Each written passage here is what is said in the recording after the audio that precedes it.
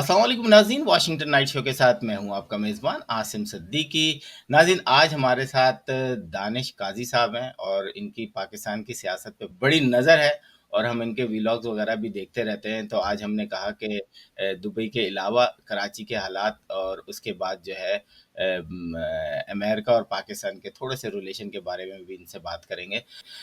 दानिश साहब, आपका बहुत-बहुत शुक्रिया हमारे प्रोग्राम में आने के लिए। आदाब आसिम भाई, और आपका भी बहुत बहुत शुक्रिया कि आपने मौका दिया। और आई होप कि ये एक हमारा कंटिन्यूस रहेगा बिल्कुल। एंगेजमेंट। जी। दानिश साहब, अभी मैं जनवरी में दुबई में था और अभी मैंने जो कल खबर देखी तो मैंने कहा उसी से मैं शुरू करूँ कि दुबई में पाकिस्तानियों के लिए वीज़ा बंद है, सिवाय एंटरटेनमेंट वीज़ा सिर्फ़ खुला हुआ है। बाकी सारे वीज़े बंद हैं और शायद मेरा ख़्याल है शायद कुछ और भी खुले हों। एक तो उसकी क्या वजह हो सकती है और दूसरा ये कि हमने देखा कि हम तो कराची के गदागरों पे जो है वो बड़े वो हो रहा था कि रमज़ान में पूरे पाकिस्तान से जो है कराची के अंदर भीख माँगने वाले आते हैं और बाकायदा एक ऑर्गेनाइज़्ड आते हैं, हर सिग्नल बिकता है। लेकिन हमने देखा कि सऊदी अरब के अंदर ट्रक के ट्रक भरे जा रहे हैं लोगों को पकड़-पकड़ के जो उम्रे के वीज़े कराते हैं।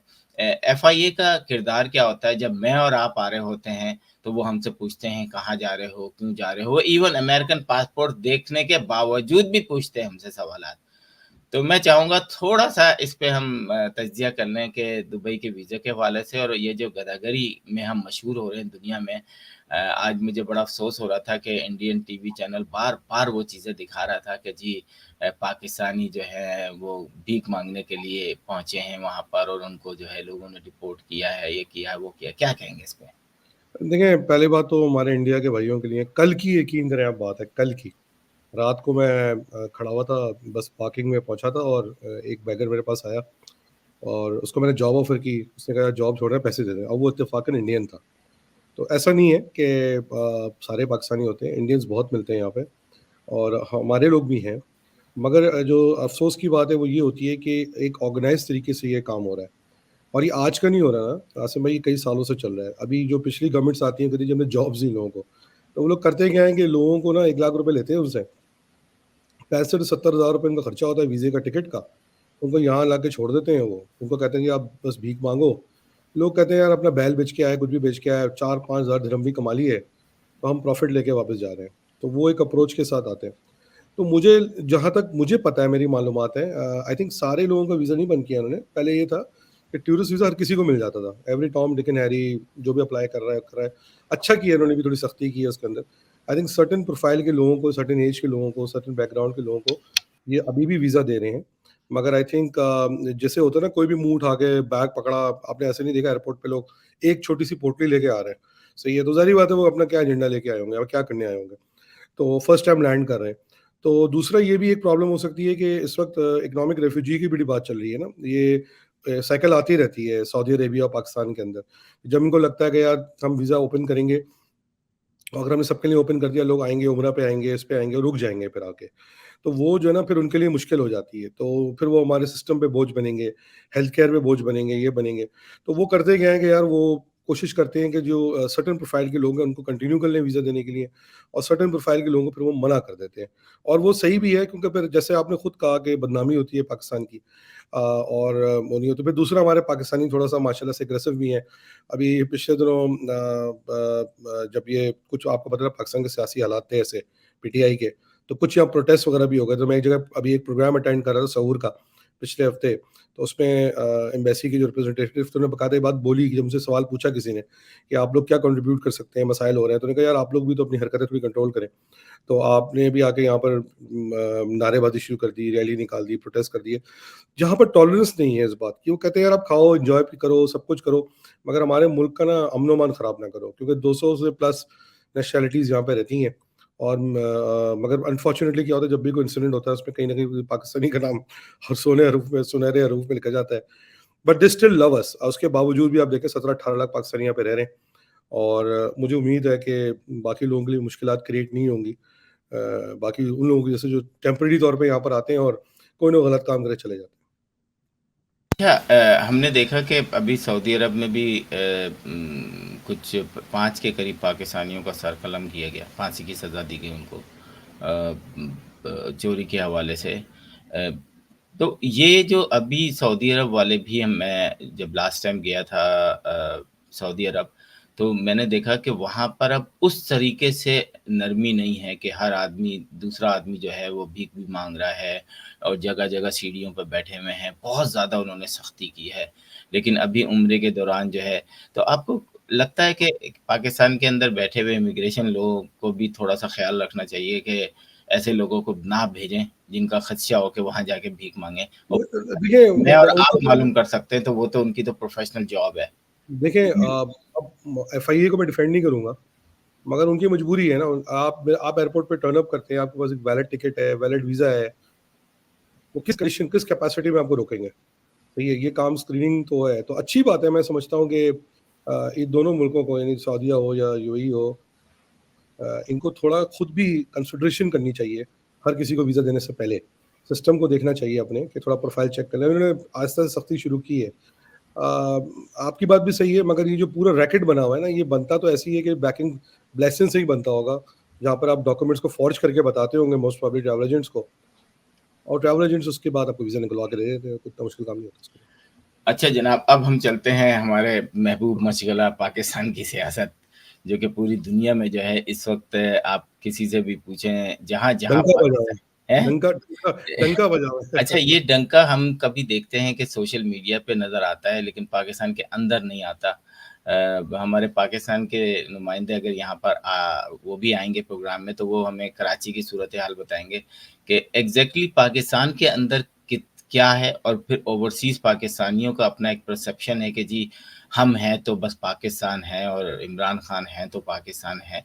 बिल्कुल, कल मैंने 2 दिन पहले मैंने एक ट्वीट की थी, उसपे बड़ा ज़बरदस्त रिस्पॉन्स मिला था कि आप सिस्टम के अंदर रहते हुए काम कर सकते हैं, सिस्टम के बाहर नहीं। यानी आप ऐसा नहीं कर सकते कि सब चोर हैं और मैं सही हूँ और आप पाकिस्तान का निज़ाम चेंज कर दें, अपने चंद करोड़ लोगों के साथ।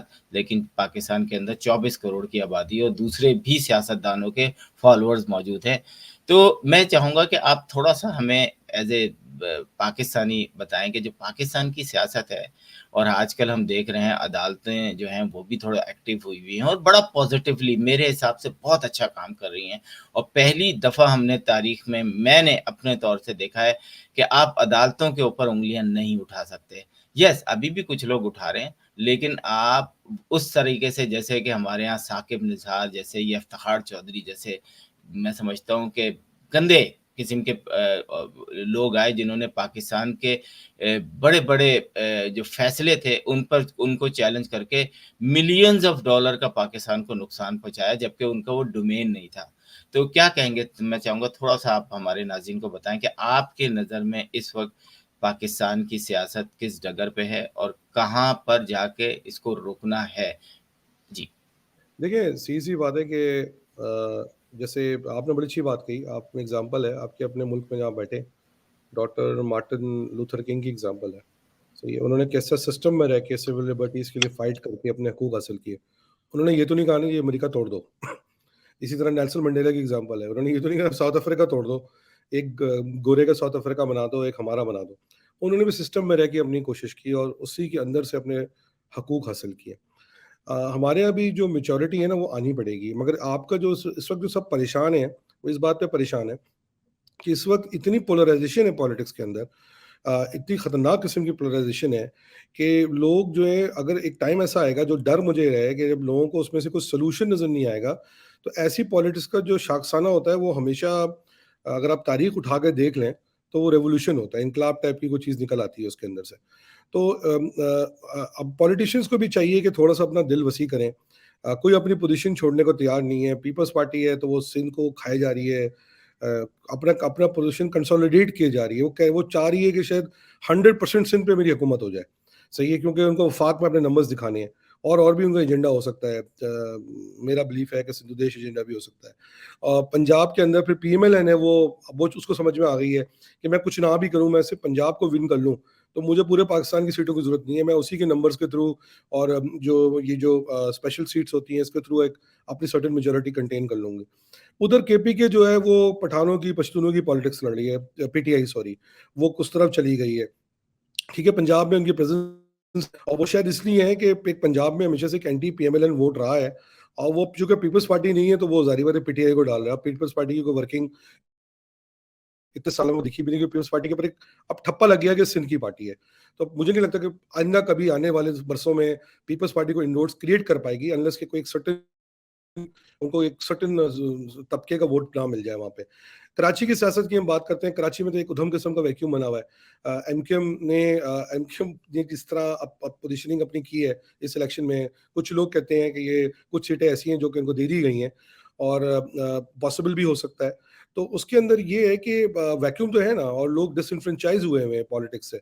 तो आप एक देखिए ना, कलमिया की बात है, अगर लोग पॉलिटिकल सिस्टम से डिसइंफ्रेंचाइज हो जाएं, वो उस पर बिलीव करना छोड़ दें, वो उस पर वो करना छोड़ दें, तो फिर क्या होगा? अच्छा, उसके बाद बचता कहाँ है? इंसाफ कहाँ से मिलेगा आपको? Balance of power, balance of system कहाँ से मिलेगा?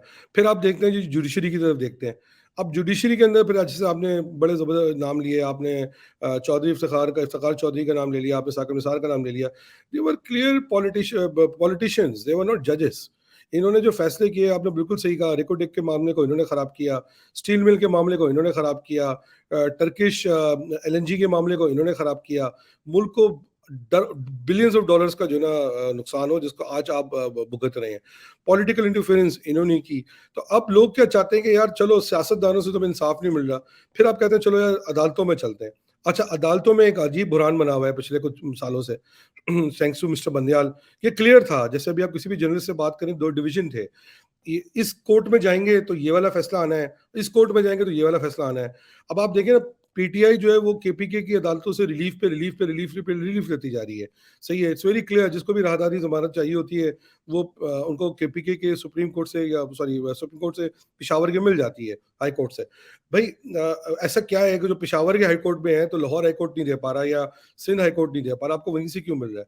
तो आप खुद उस निज़ाम पे सवालिया निशान उठा रहे हैं।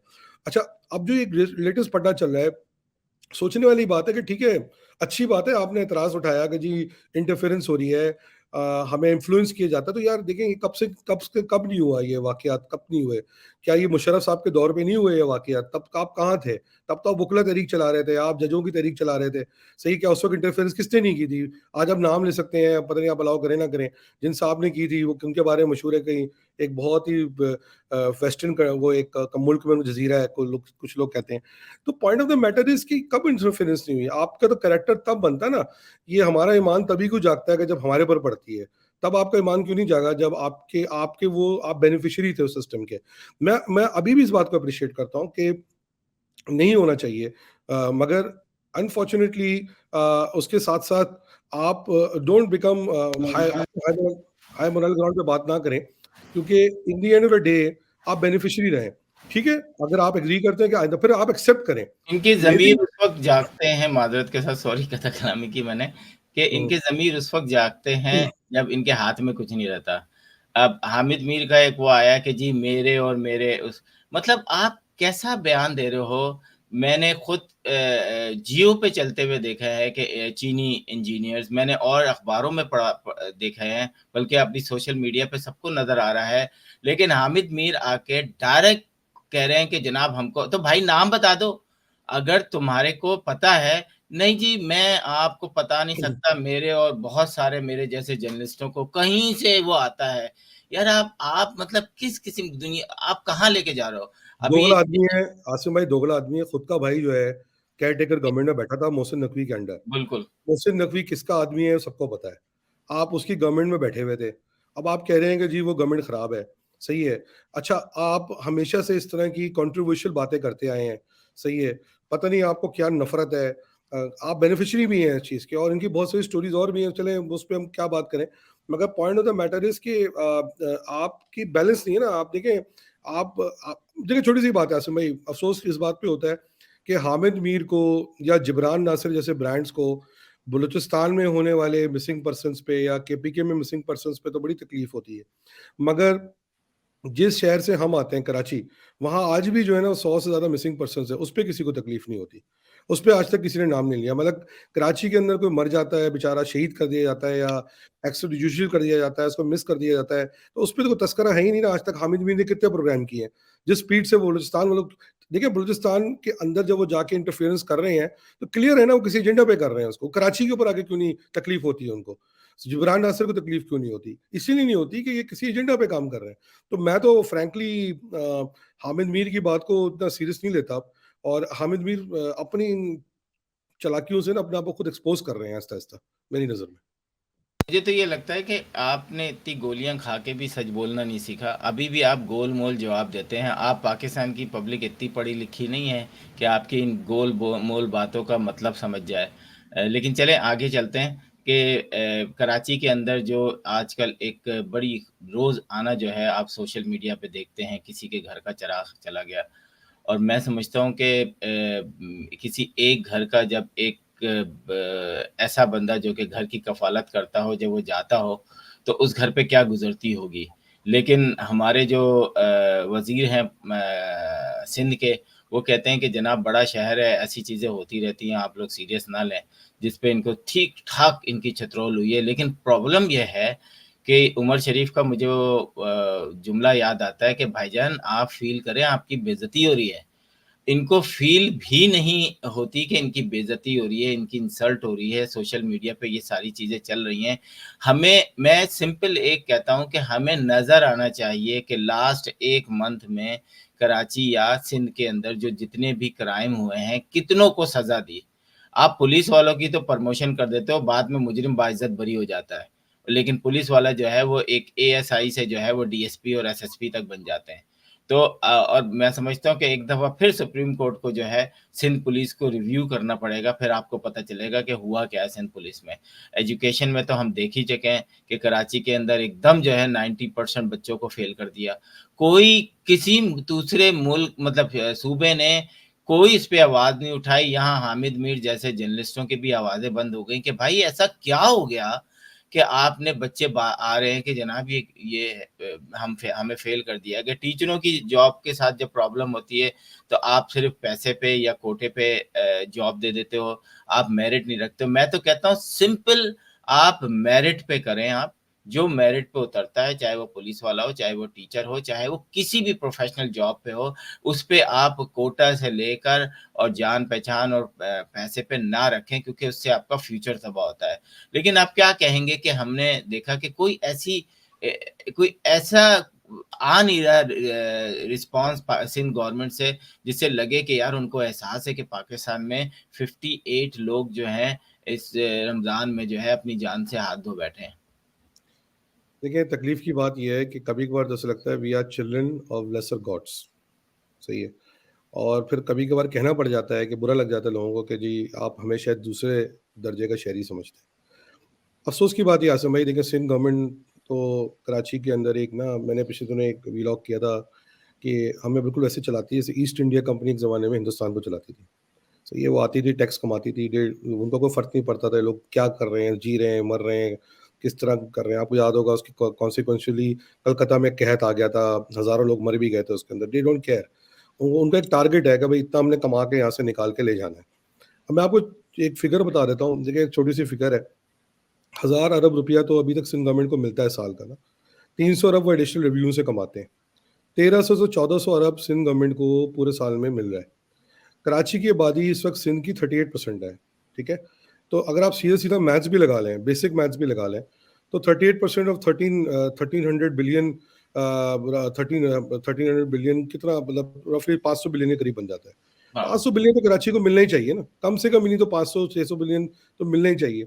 उसमें कराची को मिला क्या है इतने सालों में? 50 बिलियन भी नहीं मिला। उसमें भी जो 50 बिलियन साल का मिलता है उसमें सबसे 95% या तो करप्शन हो जाती है या वो तनख्वाहों में निकल जाता है, छोटा-मोटा अमाउंट जो निकल जाता है। अभी आप जो देखते हैं ना, जो डेवलपमेंट वर्क हो रहा है, ये लगा दिया, वो लगा दिया, आपको हैरत होगी सुन के, वो भी वर्ल्ड बैंक के और इनके यूएन के, इनके पैसों से हो रहा है ना, बजट के पैसों से काम लेकिन नहीं हो उस रहा। पर जरदारी साहब की तस्वीर लगी हुई है। मैं कल जी, देख रहा जी, था जी, जी, जी। उस पे वो वर्ल्ड बैंक का मेरा ख़्याल है प्रोजेक्ट है, लेकिन उस पे जरदारी साहब ने वो अपना ऐसे है ना, जो अब वो उसका कर्जा कौन उतारेगा? वो पाकिस्तानी अवाम उतारेगी ना। तो point of the matter is कि एक टर्न अच्छा मैं आपको एग्ज़ाम्पल देता हूँ, अगर मिसाल K4 बन रही है ना, तो K4 के लिए आपको 100 बिलियन, अभी आपने देखा होगा पिछले एक शोर मचा है जी, K4 बननी है, उसके 3 फेजेज़ हैं। एक पानी कनेक्ट करना है कोटरी कैनाल से K4 को, उसके बाद K4 की डिस्ट्रीब्यूशन लाइन क्रिएट करनी है टू कराची, अब कराची के अंदर एक डिस्ट्रीब्यूशन क्रिएट करनी है। सही है, 200 150 से 200 बिलियन का एस्टिमेट है। आप सोचिए अगर कराची, और अभी 50 बिलियन लग रहा है कराची पे ना, 50 बिलियन भी नहीं लगता, एस्टिमेटेड 2 से 3 बिलियन डेवलपमेंट वर्क पे लगता है। लाहौर में 32 बिलियन साल का सिर्फ ट्रैफिक डेवलपमेंट पे लग जाता है, 32 बिलियन। और एक दफ़ा हमारे जो मशहूर ज़माना सीएम है वो इंडिया की एग्जांपल दे रहे थे, तो मैं बड़ा उनको पकड़ ली बात को, देखें बॉम्बे की एग्जांपल देते हैं वो अक्सर ना, तो उनके लिए एक आपके थ्रू मैं इतला है कि बॉम्बे के जो ना वो इंडिया के जीडीपी का 6.5% कंट्रीब्यूट करता है, टैक्स का जीडीपी का सब मिला के। उसके बावजूद अगर आप उसको कंपैरिजन कर लें, बॉम्बे जो सिटी जो ऑलमोस्ट इक्वल टू कराची थोड़ी बड़ी है, उसको डेवलपमेंट के लिए 60 से 150 से 200 बिलियन बनता है। अभी आपने कहा अंडर वाटर टनल बनाया, अब इमेजिन करें कराची को सिर्फ 38% के हिसाब से प्रॉपरली उस हिस्से में पीएफसी मिल जाए, 500 बिलियन मिलना शुरू हो जाए, तो कराची में ना K4 4 हर साल बन सकती है, अंडर पासेज में 10 खड़े हो सकते हैं, मगर आपने देना नहीं है। एक बात तो ये हो गई। अफसोस की बात ये आसिम भाई कि चले पीपल्स पार्टी तो कहते हैं ना जालिम है ही हमारे साथ, और ये नहीं कि वो हमारे साथ, वो अपने लोगों के लिए कुछ नहीं कर रही ना। इंटीरियर में जाके आप देखें कुछ नहीं करा उन्होंने, कोई इसे भी कहना, बार बार एक कार्डियोवास्कुलर की एग्जांपल दे दी जाती है, और वो आपको पता है 1902 से चल रहा है वो। अफसोस की बात यह है कि हमारे अपने लोग भी आवाज नहीं उठा रहे। मेरा सवाल उनसे यह है कि जी देखें, अभी तक कौन सी कोई सिंध असेंबली में रेजोल्यूशन पास हो गई, कौन सी नेशनल असेंबली में कोई रेजोल्यूशन पास हो गई? हमारे एक होनहार सेनेटर हैं जो अचरा के वाकये पे तो जरूर बात करते हैं, मगर अब कहाँ है वो, क्यों नहीं बात कर रहे? पाकिस्तान कराची की जो पॉलिटिकल इकाइयां हैं वो चुप क्यों है इस मामले पे? वो नहीं, क्यों नहीं, किस बात की? खालिद मकबूल का बयान आया है कि जनाब आप ईद के बाद पुरानी एमकेएम देखेंगे। मुझे समझ में नहीं आया इसका जवाब क्या दूं मैं। अवाम ये पूछ रही है खालिद भाई से कि ईद तक क्या करें हम। एक बात तो ये हो गई। और खालिद भाई जो है ना बहुत मासूम है या बहुत चालाक हैं, बुरा ना, खालिद भाई बुरा ना मानिएगा, ईद के बाद तक तो ये जो ईद मनाने आए वापस चले जाएंगे ना लूट मार करके। सही है, तो वैसे ही इंटेंसिटी कम हो जाएगी, तो फिर आप कहेंगे जी नंबर्स गिर गए, देखो हम पुरानी वाली एमकेएम सामने आ गई।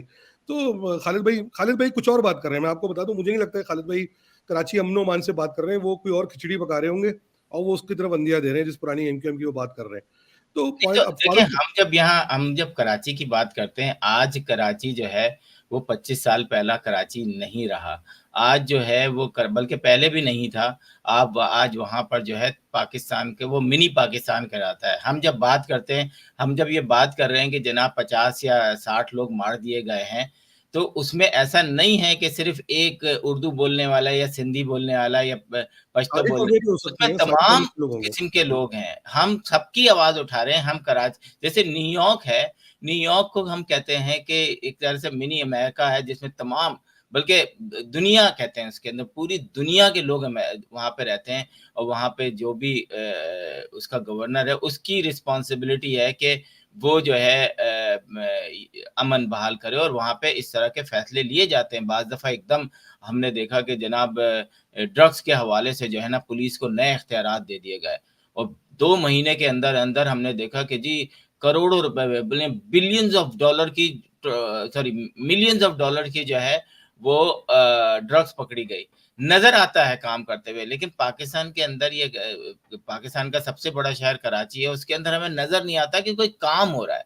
मतलब नजर आना चाहिए ना कि आपको 30,000 35,000 रेंजर्स आपने कब से रखी हुई अपने पास, हजारों नहीं अरबों रुपए आप उन पे खर्च कर रहे हैं। पुलिस का हमने देखा, पुलिस का निजाम वही गड़बड़ हुआ है, कोई उसमें वो नहीं है। किस तरीके से वो ट्रैफिक पुलिस वाले, आप कैसे अननेसेसरी रोड पे एकदम खड़े होके रोक के पैसे लेके छोड़ रहे हो, रमजान में भी यार। मतलब, और हमने नहीं देखा कि आपने किसी को मैं समझता हूँ आप मुअत्तल नहीं कर सकते, टर्मिनेट कर सकते हैं, आपके पास वीडियोज है। वीडियो होने के अलावा बात तो आप मुअत्तल करने का मतलब है आपने इस थाने से उस थाने में भेज दिया है या उसको छुट्टियों पे भेज दिया है। इसके अलावा पाकिस्तान में मुअत्तली का कोई दूसरा कॉन्सेप्ट नहीं आसम है। भाई एक बात बता दें, इतने मर्डर हुए हैं कराची में तो सालों के अंदर, एक आदमी को फांसी हुई है, एक आदमी को। मैं ठीक है, यही मेरा यही हुआ आपकी है। प्रोसिक्यूशन इतनी वीक है, इनकॉम्पिटेंट आपने ऑफिसर्स बिठाए हुए हैं। सही है, उसके अलावा एसेसरी है ना आसिम भाई, सीधी सी बात है, जिस इलाके में कोई वारदात हो रही है वो बगैर किसी गॉडफादर के तो हो नहीं सकती है। सही है, दूसरी बात ये हो रही है कि आप जो है ना वो एक सप्लाई चेन है ना पूरी। वेपन तो चले छोटी बात हो गई कराची के अंदर, छीना, वो फोन के बिक रहा है ना, वो कोई इस्तेमाल तो नहीं कर रहा ना फोन बंदा, वो कहीं बेच रहा है, कहीं ओलेक्स पे बेच रहा है, कहीं किसी मार्केट में बेच रहा है। आप आज किसी आम आदमी से बेचें, उसको पता होगा चोरी का फोन कहाँ से खरीदना है जाके। सही है, इस वैल्यू चेन को कौन हिट कर रहा है? इस वैल्यू चेन को तो कोई हिट करने वाला नहीं है। क्या ये पाकिस्तान कराची की सिंध पुलिस को नहीं पता? ठीक है, अब रेंजर्स की भी बात है, ठीक है, सही है, रेंजर्स इतने दिनों से बैठी हुई है, उनको तो इन्वॉल्व ही नहीं चाहिए पुलिस के, इन्वेस्टिगेशन तो पुलिस ने करनी है। मगर आप ये देख लेंगे वो क्यों करेंगे ना, देखें एक तो लोकल पुलिसिंग नहीं है आपके पास, और दूसरा इंटरेस्ट ही नहीं है। आप देखें ना इंटीरियर मिनिस्टर का जो स्टेटमेंट है उससे आपको नहीं अंदाजा होता कि the doesn't have any sympathy towards Karachi, कि यार आप लोगों को देखिए बिल्कुल हमें पता है, हम एक बहुत बड़े शहर में रहते हैं, पूरी दुनिया में वारदातें होती हैं, मगर जब उन जगह वारदातें होती हैं तो उस शहर के वासियों को ये भरोसा होता है कि अगर खुदा ना खास्ता मारे गए तो हमारा कातिल पकड़ा जाएगा, उसको सजा मिलेगी। ठीक है, वहां ऐसा नहीं होता कि जिस तरह एक ऑर्गेनाइज तरीके से आप काम कर रहे हैं। तो ये कह देना कि कोई सोल्यूशन नहीं देना, कोई सस्पेंशन नहीं करना, कोई सजा नहीं देना, कोई कोई टर्मिनेशन नहीं करना, इससे जो है ना वो सिर्फ इस बात का कंफर्म हो जाता है कि यार आपका इंटरेस्ट सिर्फ कराची से कमाने का है, उस पर लगाने का नहीं है। You are running it as a वो क्या कहते हैं ना, as an imperialist occupation, nothing more than that in my opinion. कि अदालतें जो हैं सिंध की, वो रोज़ाना फेस करती हैं उन पुलिस वालों को जो कि केस बनाकर ले आते हैं, और केस की तैयारी इतनी नाक़िस होती है कि वो उसी वक़्त डिसमिस हो जाती है या बंदा ज़मानत पे बाहर हो जाता है। दुनिया में जब ज़मानत पे बाहर होता है तो उसका हरगिज़ ये मकसद नहीं होता कि आपको बाइज़्ज़त बरी कर दिया गया है। पाकिस्तान के अंदर ज़मानत मिलने का मतलब है कि आप बाइज़्ज़त बरी हो गए। बस आपका केस अगले केस ही 25 खत्म हो साल गया तक चलता वो। रहेगा। तो जजेस जो हैं, मैं समझता हूँ वो बड़ा एक क्वेश्चन मार्क है, स्पेशली सिंध के जजेस जो हैं, कि वो देख रहे होते हैं कि एक ऑफिसर जो है पिछले 50 केसेस कंटिन्यू उसके जो हैं वो बगैर तैयारी के लाया है, तो ना ही वो पुलिस वाले को कुछ कहते हैं और वो ज़मानत दे देते हैं या केस को डिसमिस कर देते हैं। मैं यहाँ का एक किस्सा सिर्फ ट्रैफिक का बताऊँ कि स्पीडिंग पे एक जब हम जाते हैं ना तो हमारे से पहले 20 केसेस सुने जा रहे होते हैं। फिर हम आप अपनी बारी का इंतज़ार कर रहे होते हैं बस। तो उसमें आपको बड़े मज़े-मज़े के किस्से नज़र आते हैं। तो उसने पुलिस वाले से पूछा कि ओवर स्पीडिंग कितनी थी? तो उसने कहा कि 7 माइल। तो उसने कहा कि तुम थोड़ा-सा और इंतज़ार करके 11 वाले को भी पकड़ सकते थे। तो केस डिसमिस। यानी उसने पुलिस वाले को कहा कि अगर तुम अगले 2 मिनट और इंतज़ार कर लेते, तो तुम हम्म। बेचारे 7 वाले को परेशान नहीं करते, तुम 11 वाले को, अब तुमने इसको जब टिकट दिया तो वो 11 वाला शायद निकल गया है। तो तुम अपनी मतलब हम्म। यहाँ पे हम कहते हैं कि 10 माइल या 9 माइल का डिफरेंस होता है कि पुलिस वाला कभी स्पीडिंग पे टिकट नहीं देता जो अ, गन लेके खड़ा होता है। इवन जो आपके कैमरे लगे हुए होते हैं वो 9 माइल तक आपको ब्रेक देते हैं। कि बाद दफ़ा हल्का सा भी हो गया, ढाल है, कुछ भी हो सकता है। तो जजेस और इसलिए बनाए जाते हैं कि वो पब्लिक को जो है ना वो सपोर्ट करें, पुलिस को ना करें। तो हमारी बदकिस्मती ये है कि हम हर वक़्त जो है बैठ के अपनी पुलिस को सेव करते हैं क्योंकि हमको पता है कि हमारी पुलिस कहाँ से आई है, किस तरह सेलेक्ट हुई है।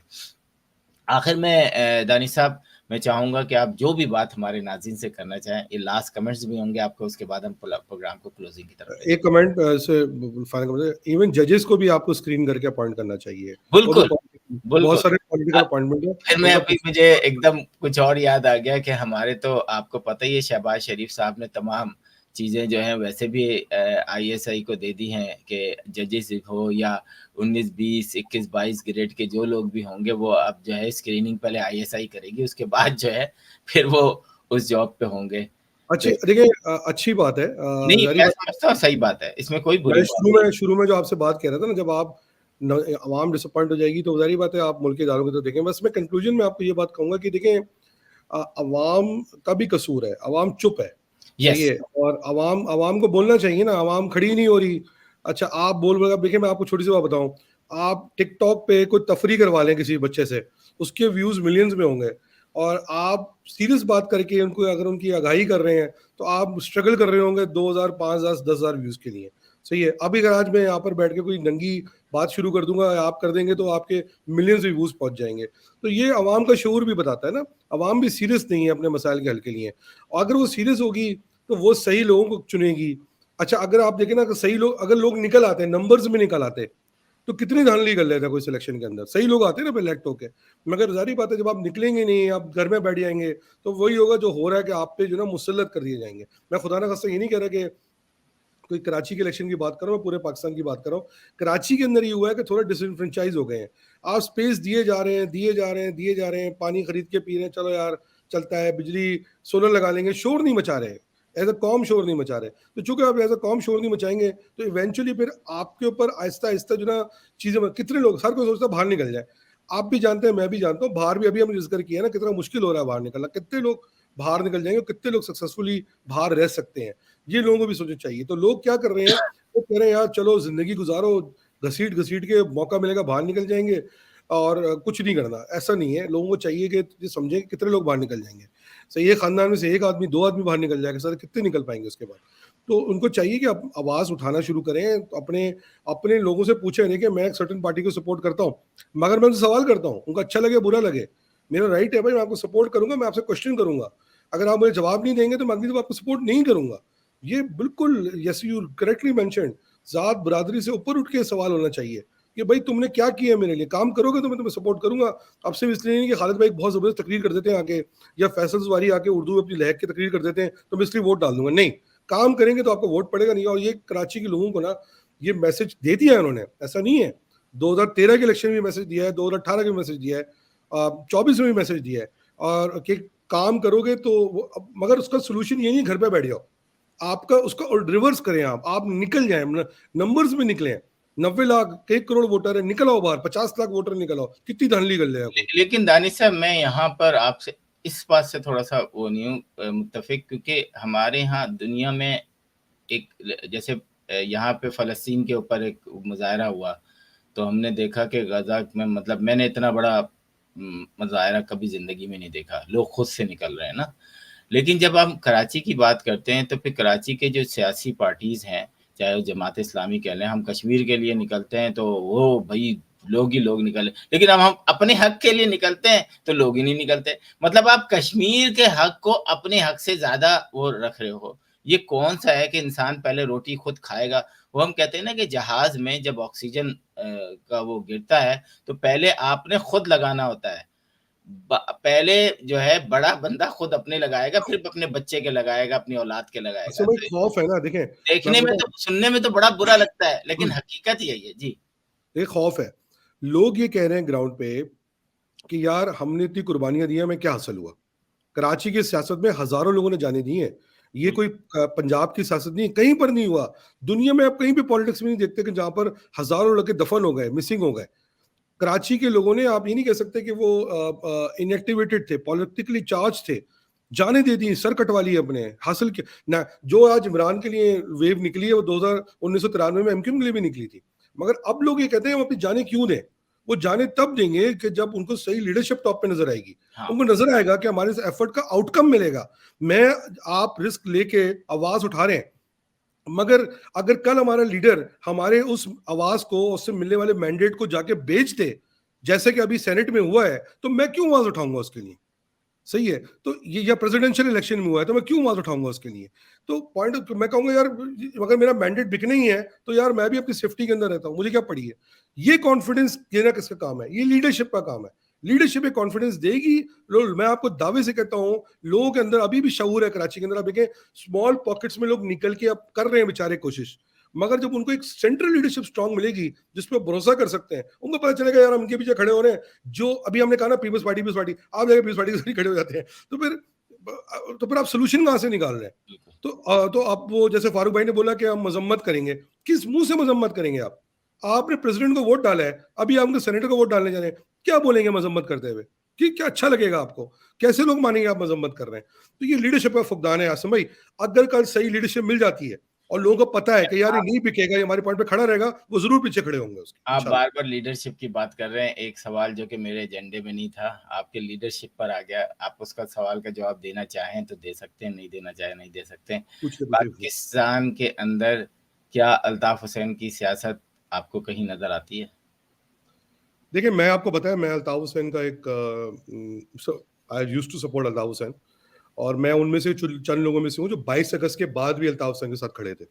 वो तो ज़ाहिर बात है, फिर कुछ ऐसे वाकयात उन्होंने कर दिए जो मजबूरी थी, और कुछ चीज़ें हमें पता चल गई। देखिए, मेरा एक व्यू है इस पे, अब उसको कंट्रोवर्सी बन गया, मेरे साथ एक कंट्रोवर्सी पिछले हफ्ते भी हुई है, मगर मेरा एक व्यू है, जो हार्ड पोजीशन पीटीआई ने 9 मई को की है, और आपने उन लोगों को सबको रिलीफ दे दिया, एक एक्स्ट्रा जुडिशियल किलिंग नहीं हुई, सब हट्टे कट्टे मोटे ताजे होके वापस आ रहे हैं, एक को छोड़ के, फैसल नहीं जावेद को, शरीफ लेकिन अभी आपको बताऊं 47 लोगों को 5-5 साल की सजा भी दे दी है गुजरांवाला में। सर अच्छी बात है, हम भी कहते हैं आप सजा दे दें।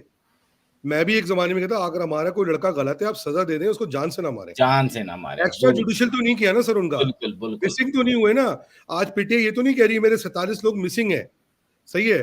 तो मैं कोई अल्ताफ हुसैन की सपोर्ट में बात नहीं, मैं एज अ महाजिर बात कर रहा हूँ, एज अ कराचीएट बात कर रहा हूँ कि भाई जब सबके लिए इतना दर्द है, आपकी बलोचों के लिए दर्द है, पश्तूनों भाइयों के लिए दर्द है, अच्छी बात है, सबको इंक्लूसिवली होना चाहिए। तो भाई मेरे जो महाजिर बच्चे हैं उन्होंने तो जाके कुछ छावनी को आग नहीं लगा दी थी ना, उन्होंने जाके कोई फौजियों को ऊपर गोलियां तो नहीं चला दी थी, कोई जाके फुटबॉल तो नहीं खेल दिए थे, कोई बम से गाड़ियां तो नहीं उड़ा दी थी। तो भाई उनको भी आप मौका दे दो। अब रही बात अल्ताफ हुसैन की, ये तो रियासत को और अल्ताफ हुसैन को फैसला करना है। अल्ताफ हुसैन का सिर्फ प्रॉब्लम ये आ रहा है आसिम भाई कि अल्ताफ हुसैन जो है ना वो एक दिन एक बात करते हैं, दूसरे दिन दूसरी बात करते हैं, उनकी कोई स्टेबिलिटी नहीं है ना बात के अंदर। अब आप रियासत हो, आपको चलो यार अल्ताफ भाई से बात हुई, अल्ताफ भाई ने बड़ी अच्छी बात की, आपको खलीम भी खिला दिया, 3 दिन बाद वो बेटा आपको गालियां दे रहे होंगे। तो आप ये बताए ना कि उसकी स्टेबिलिटी कहाँ से आएगी, कौन क्यों आपको चांस देगा। तो आई थिंक कि जिस तरह आपने इमरान खान को ट्रीट किया है वो करेंगे। सवाल ये बनता है कि पोजीशंस ऐसे आ जाते हैं अल्ताफ हुसैन पे जो कहते हैं कि होस्टाइल एजेंसी के साथ उनके ताल्लुकात थे, तो वो अल्ताफ हुसैन को चाहिए कि वो आप क्लियर करें उन एक्विजिशंस को। तकरीरों से काम नहीं होगा, तकरीरों से नहीं होगा। आप बैठे, आप इदारों के साथ बैठे, उनको बोले आप किन स्पेसिफिक पॉइंट्स पे मुझ पे शक कर रहे हैं कि मैं उनके साथ इंगेज था, आप अपना एविडेंस लेके आए, मैं काउंटर करूंगा उन एविडेंस को। प्रॉब्लम ये आती है कि कुछ ऐसे शवायद आपको पता है इमरान फारूक भाई के केस की वजह से या उसके बाद जो सामने आए उसमें वो क्वेश्चंस उठे हुए हैं और एक सर्टेन रेड लाइंस हैं पाकिस्तान के इदारों के अंदर।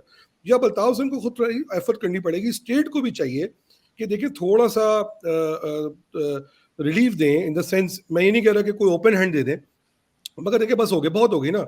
आपने मुझ पे गद्दारी का नारा लगा लगा के तबाह कर करके बजा बजा के मेरी आपने पीपल्स पार्टी को मेरे सर पे लाकर बिठा दिया।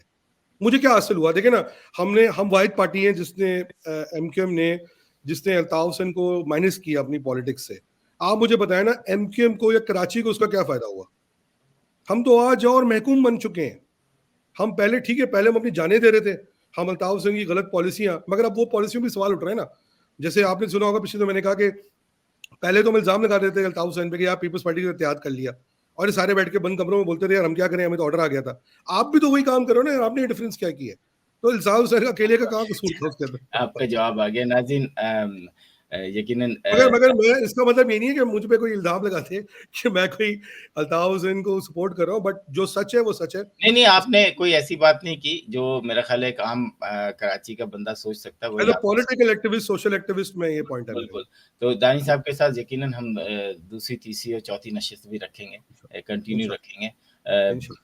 एक बात आखिर में बस ये कह के अपने प्रोग्राम को ख़त्म करूँगा कि पाकिस्तान के तमाम वो जर्नलिस्ट जिनके मिलियंस में फॉलोअर्स हैं, वो हमें जो है वो अब किसी ट्रक की बत्ती के पीछे ना लगाएं। अगर आपको कोई धमकी देता है, चाहे वो कैप्टन हो, ब्रिगेडियर हो, जनरल हो या कोई और हो, आपको नाम लेना है प्रूफ के साथ। और अगर ये नहीं कर सकते तो खुदा के लिए आप आके कोई ऐसा बयान दे दें जो कि फिर कंट्रोवर्शियल हो जाता है, फिर बातें होती हैं कि ये क्या हो गया, वो गया, ओ जी हामिद मीर ने ये कह दिया, ओ जी उसने मतीउल्लाह जान जो है वो बिल्कुल उनकी बहुत खिदमत हैं।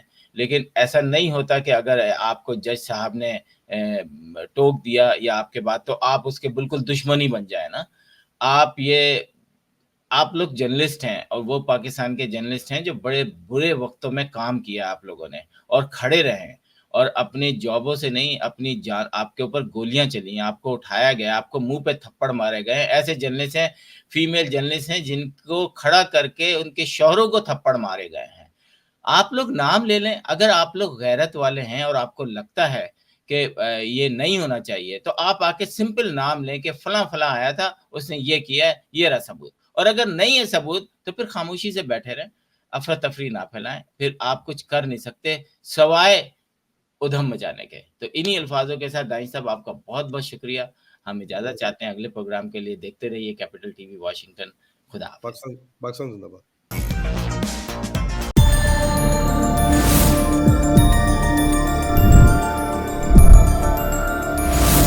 You are watching Capital TV Washington. The best South Asian TV channel in North America.